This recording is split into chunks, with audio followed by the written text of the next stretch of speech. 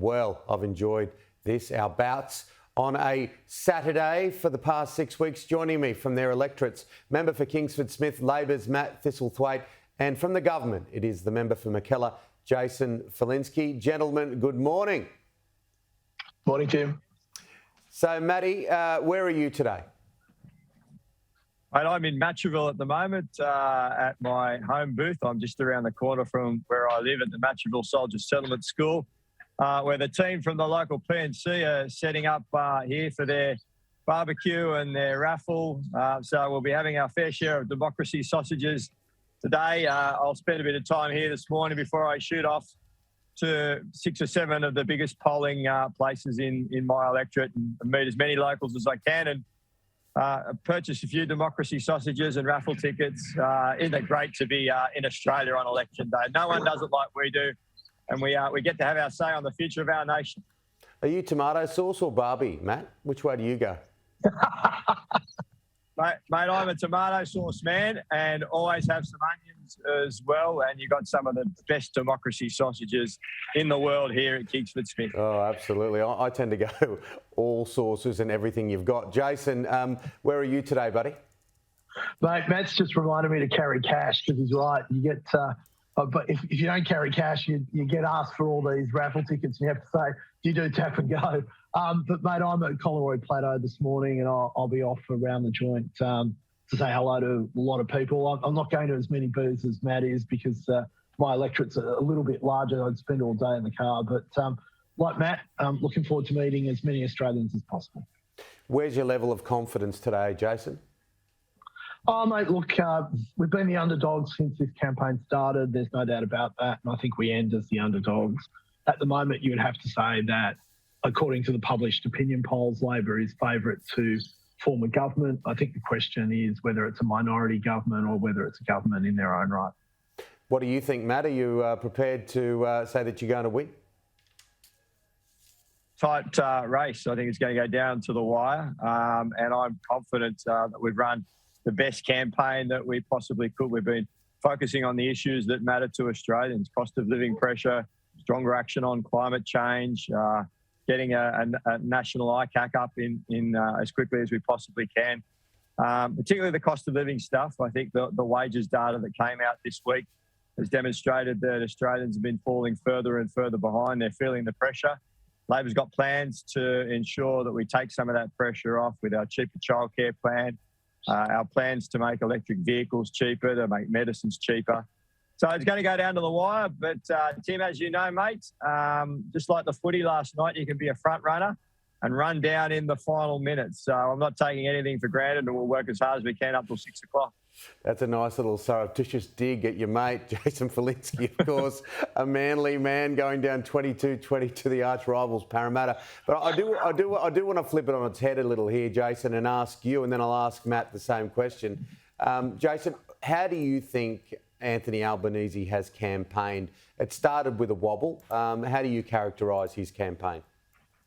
Look, I mean, I don't want to be mean to Matt or to the Labor Party, but honestly, I just don't think they've had a good campaign. For 3 years, they've had very little to say. I understand the tactic behind that. But, you know, during this campaign, we thought we were going to see policies, cost of policies. We haven't seen that. Matt, you know, quite clearly keeps saying Labor's got plans, but I don't think the Australian people feel like they know what they are or what they're about.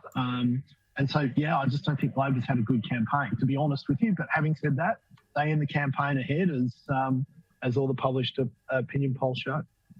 Scott Morrison barrelled over a young soccer player the other day, Matt.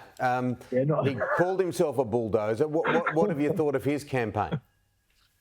Well, he called himself a bulldozer, and he was a bulldozer in the last couple of days, bulldozing over that poor young kid. Probably not the ideal end to a campaign. But look, Scott Morrison's a formidable campaigner.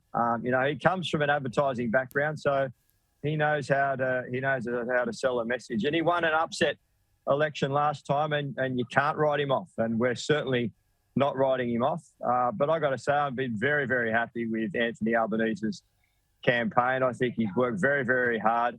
And this is a bloke that grew up in social housing, not far from Redfern Oval, that's worked hard all of his life. He understands what it is to struggle. And, mate, I'm hopeful at the end of the day, we'll not only have the first Australian Prime Minister from a non-Anglo background, but the first Rabbitohs-based Prime Minister in the country's history as well. Oh, that's not going to make many Roosters fans happy. Janie's a Roosters fan, you know that.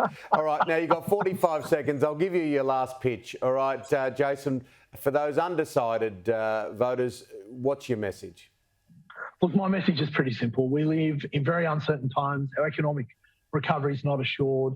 National security, there's a lot of geopolitical. It's very dangerous out there globally at the moment.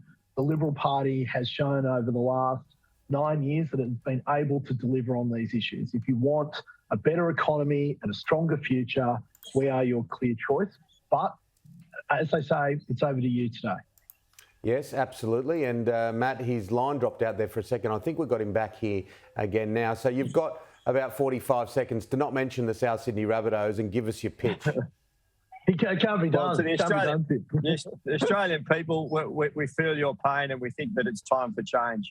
It's time for stronger action on climate change. It's time for a federal ICAC and the ends to the rorts of taxpayers' dollars. It's time to take the cost of living pressure that Australians are feeling seriously. It's time to get wages growing again, and it's time for a change of government.